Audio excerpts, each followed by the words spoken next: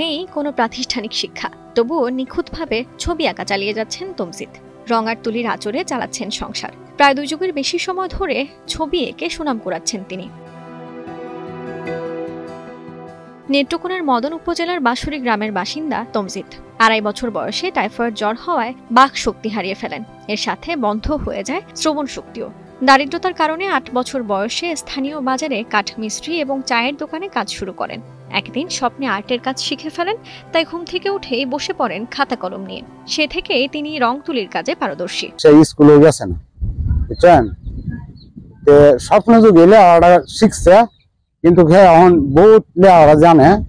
আইয়ে গিয়ে ছাত্রটারও এই ভুল ধরতে পারে, বুঝছেন। 2.5 বছরে সে বউ হয়ে গেছে গা।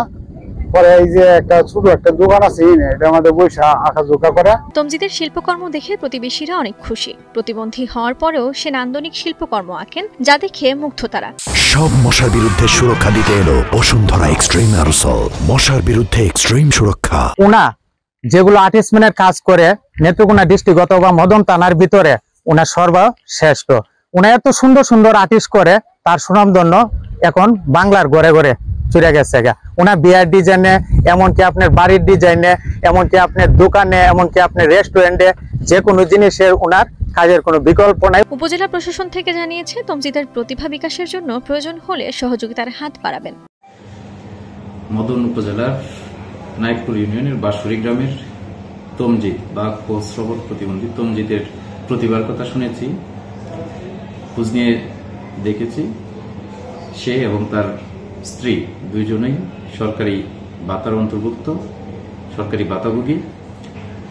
তার এই প্রতিভা কথা শুনেছি বিভিন্ন মিডিয়ার মাধ্যমে।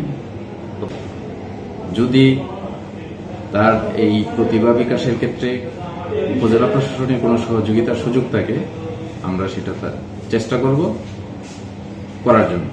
আধুনিক এই ডিজিটাল প্রিন্টিং এর যুগে রং তুলির কদর অনেকটাই কমে গেছে। আগের মতো আয় রোজগার না হলেও কোনো রকম চলছে তমজিদের জীবন জীবিকা।